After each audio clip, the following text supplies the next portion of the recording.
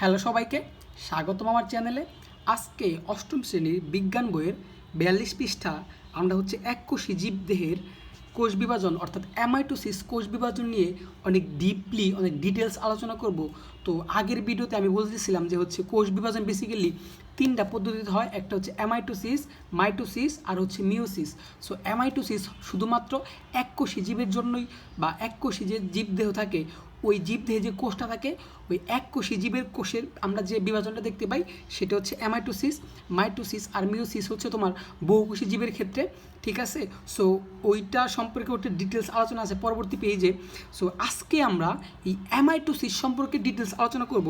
তো চলো শুরু করি। তো শুরু করার আগে তোমাদেরকে একটা কথা বলতে চাই, তোমরা যারা আমার আগের ভিডিও দেখো নাই তোমরা প্লে লিস্ট থেকে দেখে নেবে। আমি প্লে লিস্টের লিঙ্ক কমেন্ট বক্সে দিয়ে দিব, কারণ ধারাবাহিকভাবে না দেখলে তোমরা ক্লিয়ার বুঝবা না। আমি পূর্ণ একটা গাইডলাইন তোমাদের বিজ্ঞান বইয়ের প্রত্যেকটা পেজ অনেক ডিপলি আলোচনা করব। সো আমার চ্যানেলটা সাবস্ক্রাইব করে সাথেই থাকবা। তো চলো শুরু করি। তো আমি এইটা ডিটেলস তোমাকে আগে বেসিক সব বুঝানোর পরে তারপর আমি বই থেকে আলোচনা করব।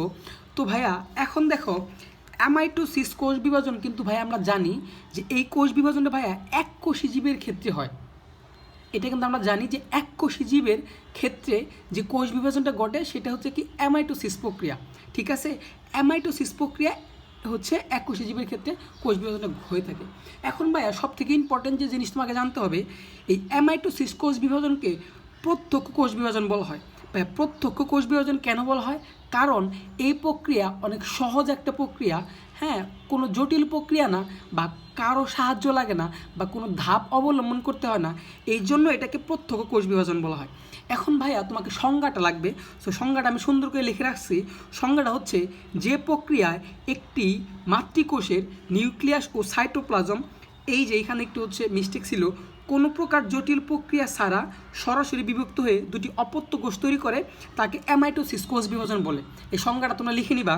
দেখো ভাইয়া, আমরা জানি যে একটা কোষ থেকে যখন নতুন দুইটা কোষ তৈরি হয়, যে কোষ থেকে নতুন দুইটা কোষ তৈরি হইলো ওই কোষটাকে মাতৃকোষ অর্থাৎ মাদার সেল বলা হয়। আর ওই কোষ থেকে নতুন যে দুইটা কোষ তৈরি হলো ওইটাকে ডটার সেল অর্থাৎ অপত্য কোষ বলা হয়। অপত্য কোষ মানে ভাইয়া তোমার নতুন কোষ, ঠিক আছে। তাহলে একটা মাতৃকোষ যে প্রক্রিয়ায়, হ্যাঁ, মাতৃকোষে বা একটা কোষে কী থাকে আমরা জানি ভাইয়া, একটা কোষে নিউক্লিয়াস থাকে আর এই ফোটা ফোটা সাইটোপ্লাজম থাকে। তাহলে ভাইয়া যে প্রক্রিয়ায় নিউক্লিয়াস, তার মানে ভাইয়া নিউক্লিয়াসে বিভাজন হবে এবং সাইটোপ্লাজমও বিভাজন হবে, এবং কোনো প্রকার জটিল প্রক্রিয়া ছাড়া সরাসরি বিভক্ত হয়ে দুটি নতুন অপত্য কোষে তৈরি করবে তাকে ভাইয়া অ্যামাইটোসিস কোষ বিভাজন বলে। এখন ভাইয়া অ্যামাইটোসিস কোষ বিভাজন কোথায় বেসিক্যালি ঘটে? আমরা কিন্তু ভাইয়া জানি অ্যামাইটোসিস কোষ বিভাজন এককোষী জীবে হয়, যেমন ভাইয়া অ্যামিবা, তারপরে ব্যাকটেরিয়া, নীলাভ সবুজ শৈবাল জাতীয় আদিকোষী জীবে। তার মানে ভাইয়া অ্যামিবা, ব্যাকটেরিয়া, নীলাভ সবুজ শৈবাল এরা এককোষী জীব, কারণ এদের দেহ একটা মাত্র কোষ দ্বারাই গঠিত। সো এই টাইপের যে একটা মাত্র কোষ দ্বারা গঠিত যে সকল জীব আছে এই সকল জীবেই শুধুমাত্র অ্যামাইটোসিস প্রক্রিয়া ঘটবে। এখন ভাইয়া তোমার কোশ্চেন জাগতে পারে যে ভাইয়া অ্যামাইটোসিস প্রক্রিয়া কেন হয় এককোষী জীবের ক্ষেত্রে? কারণ ভাইয়া মাইটোসিস প্রক্রিয়াটা অনেক জটিল একটা প্রক্রিয়া, অনেক লেন্দি একটা প্রক্রিয়া। আর এই অ্যামাইটোসিস অনেক সহজ একটা প্রক্রিয়া, কারো হেল্প লাগে না, এটাকে প্রত্যক্ষ প্রক্রিয়া বলা হয়। হ্যাঁ, এই প্রক্রিয়ায় যেহেতু এটা এককোষী জীব সো তাড়াতাড়ি বিভক্ত হতে পারে। আর মাইটোসিস যেহেতু অনেক জটিল একটা প্রক্রিয়া, এই জন্য এককোষী জীবের ক্ষেত্রে ভাইয়া মাইটোসিস প্রক্রিয়াটা ঘটে না। এখন ভাইয়া আমরা একটু দেখব যে অ্যামাইটোসিস কোষ বিভাজনটা বেসিক্যালি কীভাবে হয়। একটু দেখো, এটা নিউক্লিয়াস, এটা কোষ, এটাকে মাদার সেল বলা হয়, কারণ এই কোষটা থেকে বিভক্ত হয়ে দুইটা অপত্য কোষের তৈরি হবে। সো আমরা কিন্তু সংজ্ঞায় পড়ছি যে প্রক্রিয়া একটি মাতৃকোষের নিউক্লিয়াস ও সাইটোপ্লাজম কোনো প্রকার জটিল প্রক্রিয়া ছাড়া সরাসরি বিভক্ত হয়ে দুটি নতুন অপত্য কোষের তৈরি করে সেটা ভাইয়া কি অ্যামাইটোসিস। তাহলে ভাইয়া এটা নিউক্লিয়াস, হ্যাঁ, এটা সাইটোপ্লাজম, এটা ভাইয়া সাইটোপ্লাজম। আমি যে ফোটা ফোটা দিছি, ঠিক আছে, এই যে এই অংশটা নিউক্লিয়াসের বাইরে কোষঝিল্লির ভিতরে পুরো অংশটা বা সাইটোপ্লাজম। আর এটা কি ভাইয়া নিউক্লিয়াস, ঠিক আছে, নিউক্লিয়াস। এখন ভাইয়া ফার্স্ট অফ অল এটা কী করবে, এই মাদার সেলটা, হ্যাঁ, এইরকম তোমার এইখানে এসে নিউক্লিয়াসটা কী হয়ে যাবে ভাইয়া, একটা লম্বি হয়ে যাবে। অ্যান্ড দেন এখানে একটা খাঁজের মতো তৈরি হবে। দেখো এই ভিতর দিকে ঢুকে গেছে, এটাকে খাঁজের মতো তৈরি হবে। অ্যান্ড এরপরে যে ধাপটা, এই ধাপে কী হবে মানে এর পরবর্তীতে কি হয়, তোমার এই খাসটা আরও বেশি আরও হচ্ছে ভেতর অর্থাৎ গভীরে চলে যায় এবং নিউক্লিয়াসটাও কি এখানে খাজের তৈরি হয় এবং আরও বেশি গভীরে চলে যায়, একটা ডাম্বেল আকৃতি হয়। অ্যান্ড দেন এরপরে কিছু সময় পরে, খুব একটা বেশি সময় লাগে, অনেক দ্রুত সময়, কিছু সময় পরেই সরাসরি এইখানে কী হয়ে যায় ভাইয়া, বিভক্ত হয়ে দুইটা অপত্য কোষের তৈরি করে। এটাকে ভাই ডটার সেল বলা হয়। অপত্য কোষ মানে হচ্ছে নতুন সেল। তাহলে ভাইয়া ব্যাপারটা তো বুঝতে পারছো যে কী করছে, একটা জাস্ট নিউক্লিয়াস থাকে, একটা কোষ, একটা মাতৃকোষ, প্রথমত নিউক্লিয়াসটা কী হয়ে যায় ভাই, লম্বালম্বি হয়ে যায় এবং এই সাইটোপ্লাজম এই ঘিরে কী হবে, খাস তৈরি হয়, মানে ভিতর দিকে ঢুকে যেতে থাকে, এটাকে খাস বলা হয়। অ্যান্ড দেন এরপরে খাসটা আরও বেশি গভীরে ঢুকতে থাকে। অ্যান্ড দেন একটা সময়ে, খুব কম সময়ে, দ্রুত সময়ে দুইটা অপত্য কোষের তৈরি হয়ে যায়। এই অপত্য কোষকে ভাই কী বলা হয়, ডটার সেল বলা হয়। এটাকে ডটার সেল বলা হয় এই জন্যই। আবার এই দুইটা কোষ থেকে আরও কী ভাইয়া, কোষের উৎপন্ন হবে। এখন ভাইয়া প্রক্রিয়াটা আমি একটু লিখে রাখছি, তোমাকে বলি, তুমি নোট করে রাখবা। প্রথমটা হচ্ছে একটি খাস তৈরি হবে, নিউক্লিয়াস লম্বালম্বী দুই ভাগে বিভক্ত হবে। এই যে ভাই খাস তৈরি হয়েছে, নিউক্লিয়াস লম্বালম্বী দুইটা ভাগে বিভক্ত হয়েছে। তারপরে ভাইয়া কোষের মাঝখানে নিউক্লিয়াস এবং সাইটোপ্লাজম দুইভাবে বিভক্ত হবে। তার মানে ভাইয়া দেখো, কোষের মাঝখানে নিউক্লিয়াস এবং কী হবে ভাইয়া, সাইটোপ্লাজম, এই যে খাস তৈরি হয়েছিল দুইভাবে কী হয়ে গেছে ভাইয়া, বিভক্ত হয়ে গেছে এবং বিভাজনের সময় কম সময় অর্থাৎ দ্রুত সময়ে বিভাজন হয়ে যাবে। তার মানে এইখান থেকে এইখানে খুব কম সময় কী হয়ে যাবে, দ্রুত সময়ে বিভাজন হয়ে যাবে। আর অ্যামাইটোসিস প্রক্রিয়াটা ভাইয়া কোনো প্রকার জটিল প্রক্রিয়া না, খুব দ্রুত সময়ে হয়। এই জন্য ভাইয়া এটা এককোষী জীবের ক্ষেত্রে হয়। তো ভাইয়া পুরো প্রসেসটা কিন্তু তোমাকে বোঝাই দিলাম, সো তোমরা স্ক্রিনশট নিয়ে তুলে নিবে। আমি হচ্ছে ধরতেছি। অ্যান্ড এখন আমি একটু বই থেকে ধরো আলোচনা করি কী বলছে। দেখো ভাইয়া, এককোষী আদিকোষী জীবগুলো সরাসরি বিভাজনের মাধ্যমে বংশবৃদ্ধি করে থাকে। তার মানে ভাইয়া এককোষী আদিকোষ মানে হচ্ছে ভাইয়া হচ্ছে যে যারা এককোষী প্রাণী, ওই একটা কোষকে আদিকোষী বলা হয়। ঠিক আছে ভাইয়া? আচ্ছা, জীবগুলো বিভাজনের মাধ্যমে বংশবৃদ্ধি করে, এটা আমরা হচ্ছে আগেও জেনে আসছি। এই প্রক্রিয়াটি অ্যামাইটোসিস বা বাইনারি ফিশন নামে পরিচিত। ভাইয়া এই অ্যামাইটোসিস প্রক্রিয়ার আরেক নাম হচ্ছে বাইনারি ফিশন। সো এই নামটা মনে রাখবা, নামে পরিচিত। অ্যামিবা, ব্যাকটেরিয়া কিংবা নীলাভ সবুজ শৈবাল জাতীয় আদিকোষী জীবে এই ধরনের কোষ বিভাজন দেখা যায়। আদিকোষী জীব মানে কি ভাই, এককোষী জীব। সো এই ধরনের যারা এককোষী জীব আছে তাদের মধ্যে এই অ্যামাইটোসিস বিভাজনটা দেখতে পাওয়া যায়। তার মানে ভাইয়া তুমি কিন্তু এক কথায় অ্যান্সার দিতে পারবা যে অ্যামাইটোসিস কোষ বিভাজনটা কোথায় ঘটে। তুমি বলবা যে অ্যামাইটোসিস কোষ বিভাজনটা আদিকোষী অর্থাৎ এককোষী জীবের ক্ষেত্রে হয়ে থাকে এবং এটা খুব দ্রুত সময় হয় বলে এককোষী জীবের ক্ষেত্রে হয়ে থাকে।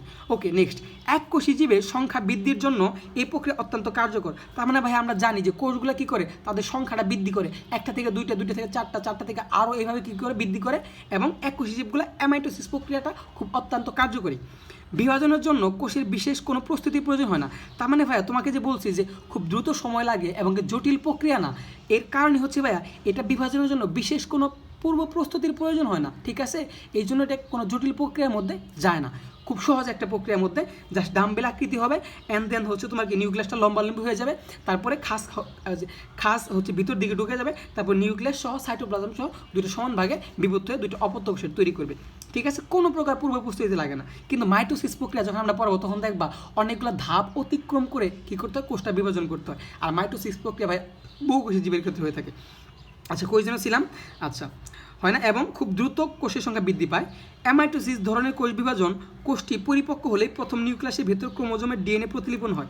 যখন মূলত ভাইয়া অ্যামাইটোসিস কোষ বিভাজনে একটা কোষ পরিপক্ক হয়ে যায়, তখনই আবার ওই কোষটা কী করে, নতুন করে বিভাজনের জন্য প্রস্তুত হয়ে যায়। এই নিউক্লিয়াস কী হয়ে যায় ভাই, কই যেন ছিলাম? আচ্ছা, নিউক্লিয়াসে প্রতিলিপন হয়। এই যে ভাই নিউক্লিয়াসে প্রতিলিপন মানে হচ্ছে দুইটা নিউক্লিয়াসে মানে তৈরি হবে ভাব এরকম, বিভক্ত হবে না। দুইটা নিউক্লিয়াস তৈরির একটা পূর্ব মুহূর্ত হচ্ছে ভাই ডিএনএ প্রতিলিপন। তার মানে একটা অ্যামাইটোসিস প্রক্রিয়ায় এককোষী যে জীবগুলো হয়, ওই কোষটা যখনই পরিপক্ক হয়ে যায় তখনই সেটা ভাইয়া হচ্ছে বিভাজনের জন্য প্রস্তুত হয়ে যায়, আরও নতুন কোষ বৃদ্ধি করার জন্য। আচ্ছা, তারপরে কোষের নিউক্লিয়াসটির আকৃতি পরিবর্তন হয়ে ডাম্বেল আকৃতি ধারণ করে। এই যে কোষের নিউক্লিয়াসটি আকৃতি পরিবর্তন হয়ে কী করে ভাইয়া, ডাম্বেল আকৃতি, মানে এই যে ভাইয়া ডাম্বেল আকৃতি ধারণ করে। ঠিক আছে? ডাম্বেল আকৃতি ধারণ করে। অ্যান্ড দেন দেখি কী বলছে, ধারণ করে প্রায় মাঝ বরাবর সংকুচিত হতে শুরু করে। দেখো ভাই এই যে মাঝ বরাবর কী হয়েছে ভাই, এই যে সংকুচিত অর্থাৎ খাসটা আরও ভিতর দিকে ঢুকতে থাকে। এখানে আমরা কি বলতে পারি, সংকুচিত। হ্যাঁ, সংকুচিত হতে শুরু করে। ঠিক আছে? আচ্ছা, সংকুচিত হতে শুরু করে। সংকোচন শেষে মাতৃকোষের মূল দীর্ঘাকৃতি নিউক্লিয়াসটি পরস্পর থেকে বিচ্ছিন্ন হয়ে যায়। তার মানে ভাই এই যে মাতৃকোষের যে মূল নিউক্লিয়াসটি ছিল পরস্পর দুইটা ভাগে কী হয়ে গেছে ভাইয়া, বিভক্ত হয়ে গেছে না। পরের ধাপে মাতৃকোষের মূল নিউক্লিয়াসটা কী হয় ভাই, দুইটা ভাগে কী হয়ে যায়, বিভক্ত হয়ে যায়। আচ্ছা, অপত্য নিউক্লিয়াসে পরিণত হয়, তার মানে তারা কী হয় আবার অপত্য নিউক্লিয়াস বা নতুন যে নিউক্লিয়াস দিয়ে তৈরি হয় তাদেরকে আমরা কী বলবো, অপত্য নতুন নিউক্লিয়াস বলবো, নিউক্লিয়াসে পরিণত হয়। এ প্রক্রিয়ায় বিভাজিত দুটি নিউক্লিয়াস ডিএনএ সুনির্দিষ্ট এবং সমানভাবে বিভক্ত হয়ে পুরোপুরি নিশ্চিত নয়, কাজে দুটি ভিন্ন হতে পারে। নিউক্লিয়াসের সঙ্গে সঙ্গে সাইটোপ্লাজম মাঝ বরাবর সংগঠিত হতে থাকে এবং বিচ্ছিন্ন দুটি কোষে পরিণত হয়। তার মানে ভাইয়া নিউক্লিয়াসের পাশাপাশি ভাইয়া সাইটোপ্লাজমগুলো কী হয়ে যাবে, বিভক্ত হয়ে যায়, ঠিক আছে।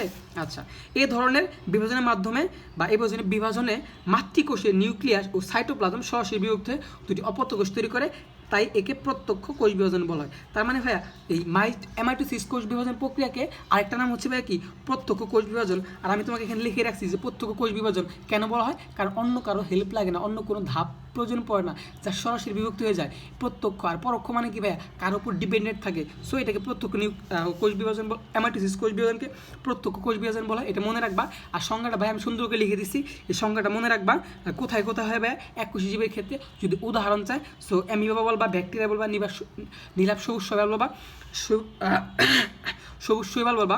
সো আশা করি বুঝতে পারছো ভাইয়া। সো আজকের ভিডিওটা এই পর্যন্ত রাখবো। এর পরবর্তী ভিডিও আমরা হচ্ছে বহুকোষী জীবের কোষ বিভাজন এবং কোষ চক্র নিয়ে আলোচনা করব। সো এই কোষ চক্রটা হচ্ছে ভাই অনেক ভেরি ভেরি ইম্পর্টেন্ট। সো এটা খুব ভালো করে তোমাকে বুঝতে হবে।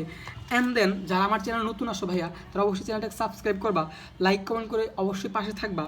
আর আমি তোমাদের অষ্টম শ্রেণীর বিজ্ঞান বইটা প্রত্যেকটা পেজ অনেক ডিপলি বুঝাই দেবো। সো আজকের মতো এ পর্যন্ত রেখে পরবর্তী ভিডিও দেখার আমন্ত্রণ জানাচ্ছি। আল্লাহ হাফেজ।